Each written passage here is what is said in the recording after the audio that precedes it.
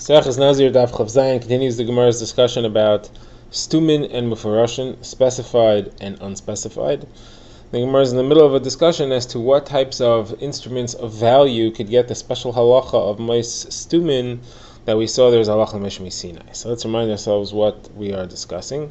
It said there's halacha meshmi Sinai that if somebody is makdish a pile of money and he has in the pile money for a chatos, for an oila, for a shlamim, and he didn't specify what's what, so it's mais stumin. So halacha meshmi Sinai says that you don't have to worry if something happens to him and he's no longer chayiv to bring the gemanas, like if he dies, you don't have to worry about the chatas money in there, which would have to be destroyed, and you could just use it all as a oilas nidava or a shlamim, which is nidava. So the Gemara had said that all that only applies to money or something that can be easily turned into money. That's what the halacha meshmi Sinai was discussing. But if you have animals, and machlokes whether it applies to bali mumin, but if you have animals that you have to sell or you have to wait till it gets a mum and it's difficult to sell, or any other thing which is difficult to sell, it does not have the halacha of stumin.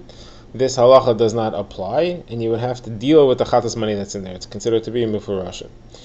So Simi Barashi asked the kasha that we have a statement of Rechizda where he quotes where it seems to be clear that birds, if you bring two birds together, even if you didn't specify, they still count as being stumin. There was a kasha on all these Amoraim who said that only money could be stumin. Here you see that even birds could be stumin.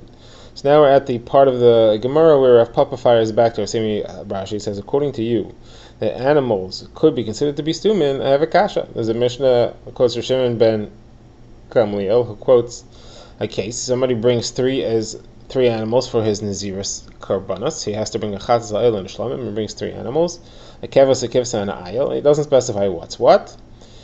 So the Mishnah says that the kivsa is the chatos, the keves is the ayla, and the shlamim is the ayil. So the kasha is that according to you, that you're saying that animals also have the halacha of mais stumin, so why should you be able to bring these? You can't bring stumin. You have to specify karbanos before you bring them.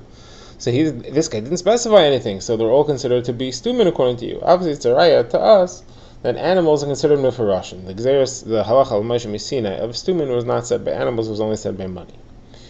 So Gemara answers, Rav Simi Barashi says this is very different. In the case that I was asking you from by the birds, it says there v'lokach, and it says v'asa, and therefore it says that the owner could specify which karbanos are for which, and the kohanim could specify which karbanos are for which.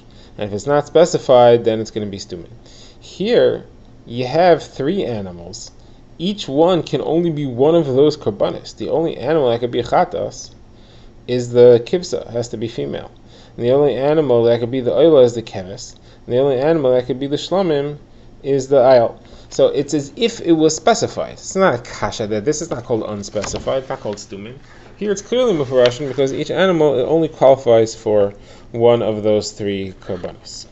Gemara now has questions on the opinion of the Amir said earlier that an animal which has a mum is considered to be like money, and it could be considered to be stumin, and you don't have to get rid of the chatos that's mixed into it. Because it's easy to sell, you don't have to wait for it to get a mum. So the Gemara asks from a brisa. The brisa says as follows.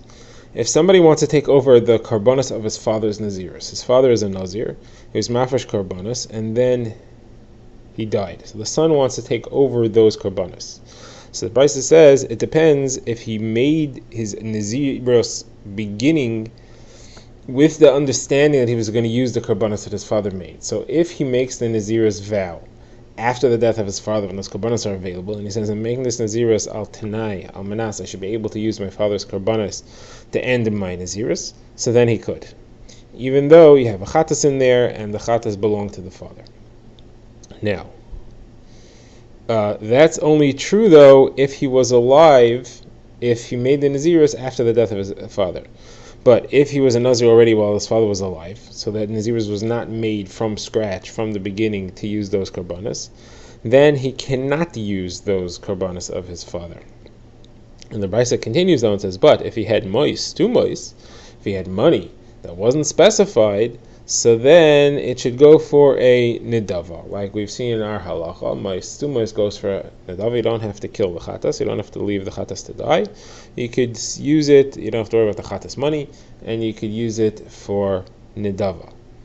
Now, if it wasn't mefureshes, though, the chatas has to be left to die. The oila has to be brought as a carbon oila, and the shlamim can be brought as a carbon shlamim.